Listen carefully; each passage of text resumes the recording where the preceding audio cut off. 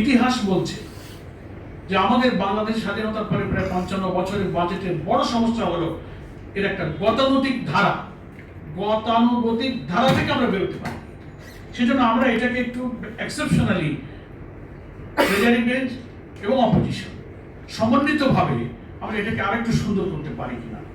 আমাদের কখনো কখনো এদেশে বাজেট হয়ে উঠেছে মানুষকে শোষণের হাতিয়ার, কখনো লুটপাট এবং অর্থ পাচারের একটা সুপরিকল্পিত বন্দোবস্ত হিসেবে আমরা বাজেটকে দেখতে পেরেছি।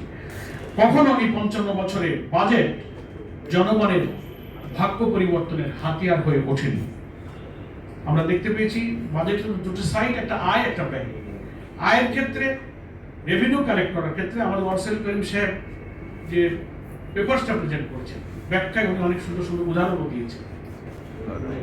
ডাইরেক্ট জনগণের যে ট্যাক্স, ইনডাইরেক্ট ট্যাক্স ভ্যাটের মাধ্যমে যা জনগণের কাছে আনা হচ্ছে, এনবিআর এর মাধ্যমে রাজস্ব আয় করা এবং এনবিআর এর বাইরেও কিন্তু প্রত্যক্ষ করগুলো আদায় করা, ভ্যাট ট্যাক্স, ব্যবসা বাণিজ্য, আমদানি রপ্তানি নানান মাধ্যমে কিন্তু এই রাজস্বগুলো আসছে। সেই রাজস্ব আদায় কর্তৃপক্ষের মধ্য দিয়ে যে সীমাহীন দুর্নীতি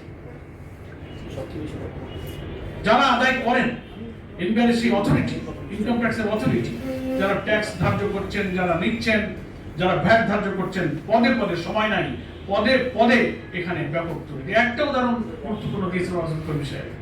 খাতুনগঞ্জের অনেক ব্যবসায়ীরা ডেইলি ১ কোটি টাকা তাদের ব্যবসা, বেচা কেনা, বছর সে ট্যাক্স দেয় ১০,০০০ টাকা। মাঝখানে কি হয়?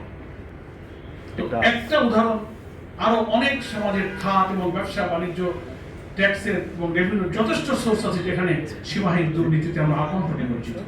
ফলে আয়ের ক্ষেত্রে যেমন পক্ষপাত দুষ্ট, যার সাথে সাথে পলিটিক্যাল লিঙ্কেজ আছে, ফ্যাসিনেশন আছে, আনডিউ প্রিভিলেজ যারা গ্রহণ করে, সেখানে ট্যাক্স ভ্যাট বসানোর ক্ষেত্রে একটা আলাদা দৃষ্টি।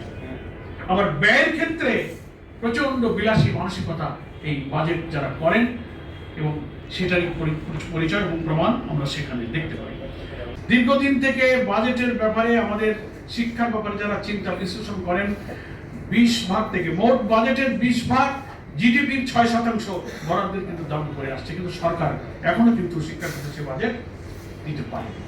আমরা চাচ্ছি শিক্ষা খাতে বাজেট বরাদ্দের মধ্য দিয়ে এখানে বিনিয়োগ বাড়লে বাংলাদেশের কর্মসংস্থান বাড়বে, কর্মসংস্থার সাথে বিনিয়োগ প্রয়োজন।